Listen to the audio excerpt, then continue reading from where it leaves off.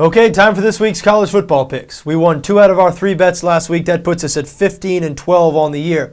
I have 3 games I like tomorrow. Do want to mention the handicap markets for these 3 games have not yet been released on BETDAQ. We expect them to be released in a matter of hours. There are money line markets up for all 3 games. I'm going to go with the lines that I got on my casino ship here in Northeast Florida. Of course, due to legal reasons, unfortunately, I'm not able to use BETDAQ. But I'm sure the BETDAQ line will be right in the same neighborhood as these lines, but I'm going to go with the lines that I got.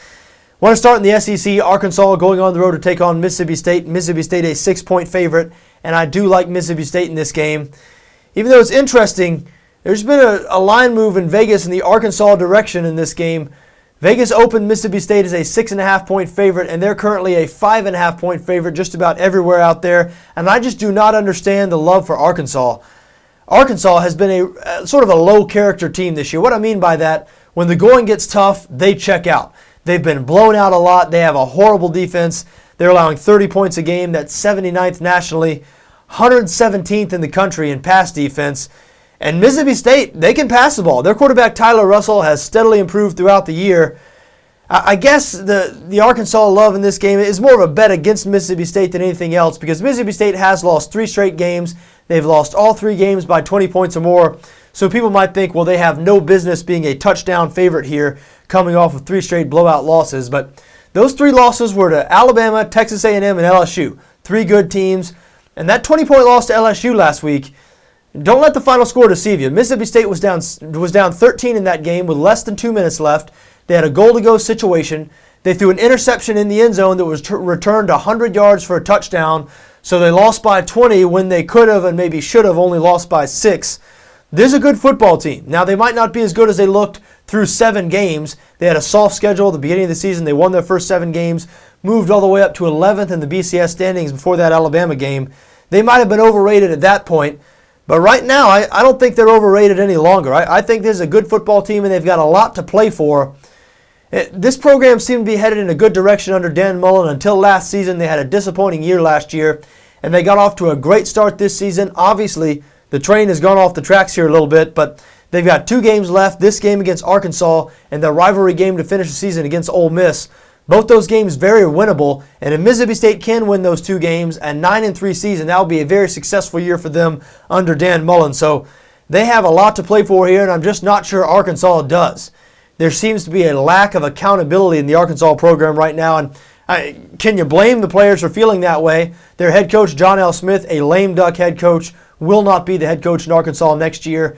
His first year there obviously was hired after the Bobby Petrino scandal last year, so, the Arkansas players are playing like they know their head coach won't be there next year, and I just do not like them on the road to Mississippi State this week. I know they can score, but they can't stop anybody. I expect Mississippi State to have a lot of success on offense, and I like them -6. Next game I want to talk about, Oklahoma on the road in West Virginia. Oklahoma, an 11-point favorite, and I do like West Virginia +11, even though I know this is kind of a risky bet. West Virginia has been really bad lately. They've lost 4 straight games. They're 2-7 against the spread this year. Unusual to see a Dana Holgorsen coached offense 2-7 against the spread. I believe it was 5 or 6 straight years before this year that Dana Holgorsen offenses had been winning against the spread offenses. Remember, before he was coach at West Virginia last year, he had offensive coordinator stops at Oklahoma State, Houston, and Texas Tech.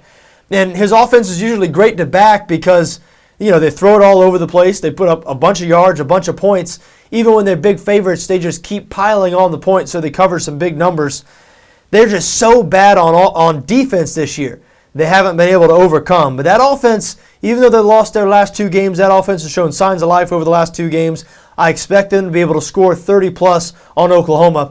Have not been impressed with Oklahoma at all this season. They've been really disappointing. They've had a 3-game stretch in the middle of the season there where they played really well. The Texas game was in that stretch. Those 3 games, I have it written somewhere here.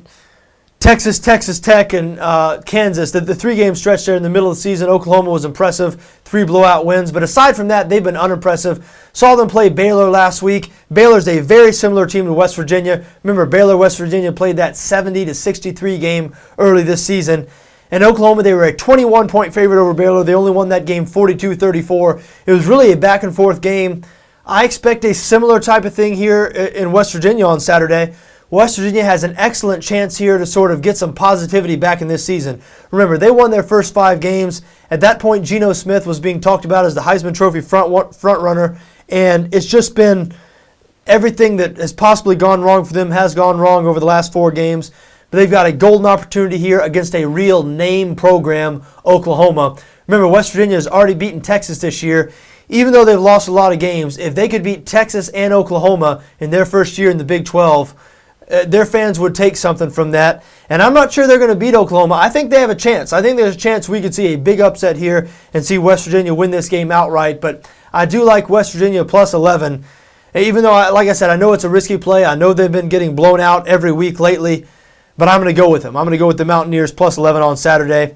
My other bet, another team I just talked about, I said they're just about a carbon copy of West Virginia. And so this is another risky bet, but I'm going with it.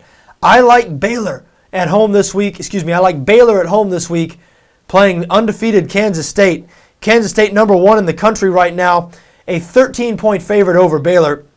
This line opened at Kansas State minus 10 out in Vegas, has moved all the way to 13. I did get this line at 13. And, you can understand the Kansas State love in this game. Kansas State has been a great team to back this season, 8-1-1 against the spread, and Baylor has lost 5 out of the last 6 games. Baylor, they have a defense that makes Arkansas and West Virginia. We've talked about Arkansas and West Virginia here over the last few minutes. They have terrible defenses. Baylor makes their defenses look reasonably good. Baylor 124th nationally in yards allowed, 118th in points allowed. They allow 40 points per game. But their offense, their offense is something to watch. That offense that Art Briles has there. Robert Griffin III, if you thought the departure of Robert Griffin III was going to hurt this Baylor team, think again. Their offense has improved this season, even after losing Robert Griffin. 564 yards per game, 42.7 points per game. Nobody's been able to stop this team. The problem is Baylor hasn't been able to stop anybody either. But Kansas State has not been the same team on the road this season, with the exception of their game against West Virginia. And I know. I just said that West Virginia and Baylor are very similar, and they are. And Kansas State did blow out West Virginia in West Virginia early this season. So I recognize that. But aside from that game, Kansas State's other 3 road games have been very close games. They beat Oklahoma by 5 points. I know Oklahoma's good. They beat Iowa State by 6. They beat TCU by 13, but that was a very competitive game. And TCU, if they still had their starting quarterback, or the guy who started the year as their quarterback, Casey Pahal, who knows? That the result of that game might have been different. So I don't know. I think Kansas State's a little bit different on the road, and Baylor is so good on offense. They're going to put a lot of pressure on that Kansas State offense. Now, Kansas State should be able to respond to the pressure, repeatedly throughout the game. I expect a real high-scoring game here. The total has not yet been released on BETDAQ, but I bet it's going to be over 70. I don't think either defense is going to be able to stop the other. I like Baylor in 13 points here. I think it's too many points in this situation. There's an outside chance, more of a long shot, obviously, than the West Virginia-Oklahoma game when I said I think there's an outside chance West Virginia could upset Oklahoma. But I think there's an outside chance here. Baylor could shock the world and beat Kansas State. I'm not going to call that, but I do like Baylor plus 13 in this game. I guess you'd think I like West Virginia plus 11 and Baylor plus 13. You'd think that one of those teams is probably going to get blown out, but I don't know. Each of them, I think I like each of them on their own merits. I think in both games the number's too big. So there you have it. Those are my 3 games. I like Mississippi State minus 6, West Virginia plus 11, Baylor plus 13. I wish you the best of luck tomorrow in whatever you decide to do, just so long as your interests don't conflict with my interests.